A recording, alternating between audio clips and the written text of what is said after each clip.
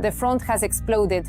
Hellish clashes, occupier losses thousands per day. Russia is in hysteria. Ukrainian interceptor drones are ruining the Kremlin's plans. Europe is arming Ukraine to the teeth. Putin is terrified. Stay tuned for more explosive details. The latest activation of Russian forces, better known as the summer offensive, has reached its climax. The Pokrovsky and Novopavlivka directions have become the leaders in the number of combat clashes. The situation has also escalated in the Kharkiv and Zaporizhzhia regions. The battles are only reaching their most intense phase, and this is happening in several directions at once. The point is that the Russian Federation does not tie the plans for carrying out the so-called tasks of the special military operation to specific time deadlines. According to the number of combat engagements based on data from the General Staff of the Armed Forces of Ukraine, there was a certain decline in occupier activity at the end of June and the beginning of July. However, closer to mid-July, this figure began to rise again and is now holding at around 180 combat engagements per day. The occupiers are well aware that the assault on Sloviansk and the Kramatorsk agglomeration could drag on for more than a year. For comparison, the assault on Bakhmut, a small city in size, compared to this agglomeration, took 9 months. The occupiers' losses during the street fighting for Bakhmut amounted to about 100,000, enormous losses. That is why the occupiers are well aware of the prospects and possibilities for further advancement in Donetsk region, and accordingly the challenges they face. Fighters from the 28th Brigade have published a spectacular video of repelling an assault by the occupiers, in which more sheds appeared. It is these that the enemy constantly uses in their attacks. The Russians are trying in this way to preserve the remnants of their heavy armored vehicles and prevent Ukraine's defense forces from actively using. Accordingly, these tank sheds are also used for demining certain sections of the front, for breaking through with assault groups, including with the use of vehicles and motorcycles. And accordingly, they can also serve at times as mobile electronic warfare systems. According to the fighters, it took about 60 FPV drones to destroy this structure.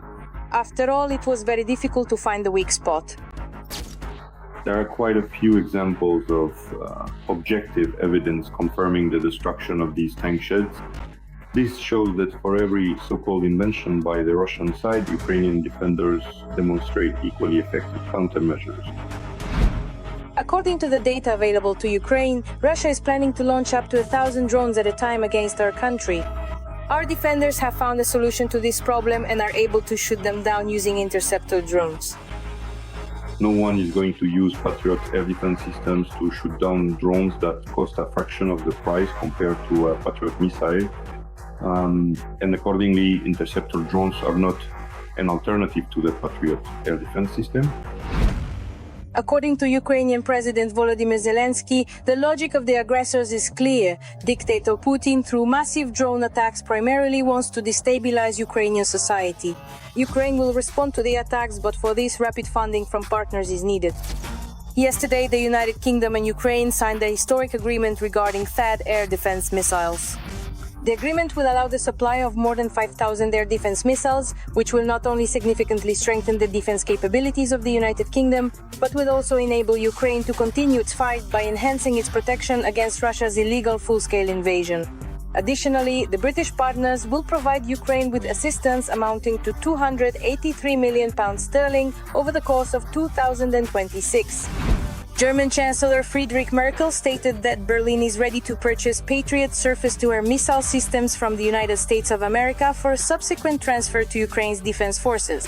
In addition, Merkel promised to continue supporting Ukraine and reminded that the European Union is preparing a new package of sanctions against Russia. French President Emmanuel Macron stated that his country and Britain intend to increase the number of joint expeditionary forces to 50,000 troops for a future deployment in Ukraine as part of the Resolute coalition. Macron clarified that these forces, which could be increased fivefold from their current number, will have a core formed around France and Britain and will be able to unite other European partners. Every voice matters. Join our community, support independent journalism and help us bring you the truth from Ukraine. Become a member of Ukraine today. Join us now. Security. Cancelled. The main military exhibition in Moscow has been cancelled. Putin's disgrace for the world to see. Russia's military-industrial complex in agony, bunker dweller hysterical. Complete fiasco for Kremlin, arms exports reduced to zero. Military modernization thrown in the trash. All the details of the Kremlin's loud fiasco coming up next. Cancelled. For the first time in 10 years, Moscow has decided to cancel the 11th Army Military Technical Forum, where Russian weapons are showcased. Although there was no official announcement, the event was removed from all posters. The exhibition was supposed to take place from the 11th of August to 14 in Patriot Park. But these things happen.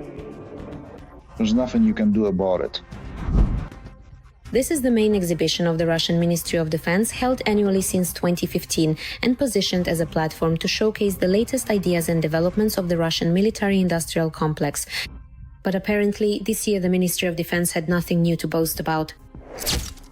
There are certain problems here.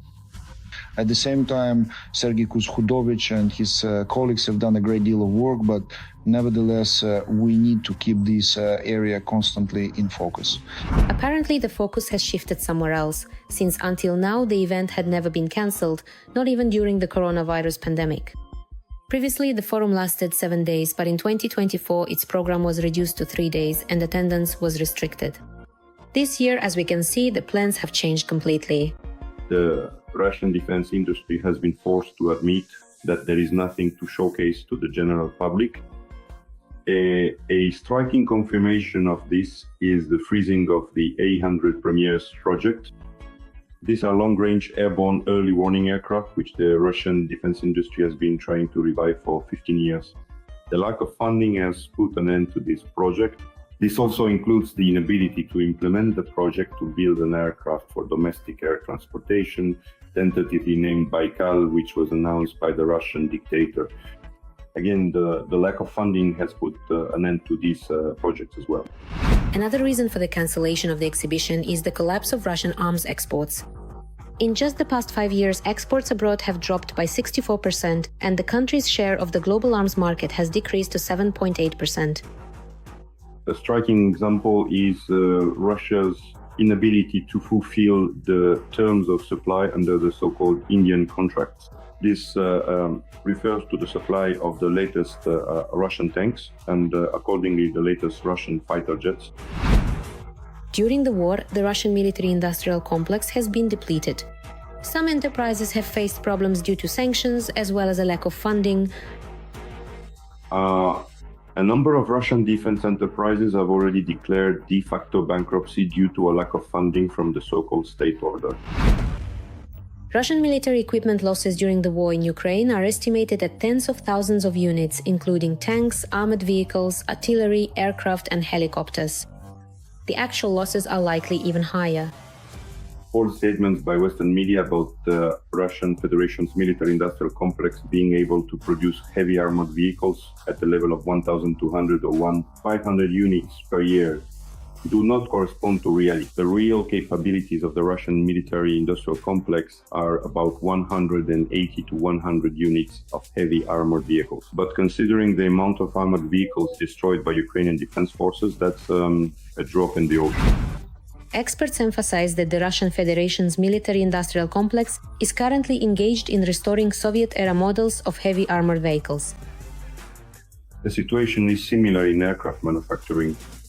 After the successful operation by Ukrainian special services codenamed Web, during which strategic bombers were destroyed, the Russian side was forced to admit that at present the Russian Federation does not have the capability to build a new fleet of strategic bombers. In addition, the Russian side has been forced to admit that when it comes to building new fighter jets for the Russian aerospace forces, namely the Su-34 and Su-35, up to 90% of the components used are imported. And this is only a small part of what the Russian Federation is facing. And the further it goes, the harder it will be for their military-industrial complex to develop. And by the way, this is not the first event that the Kremlin has had to cancel. In 2023, for the first time in 30 years, Russia cancelled the MAX International Aviation and Space Salon. They promised to hold it in 2024, but then postponed it to 2025. But it never took place.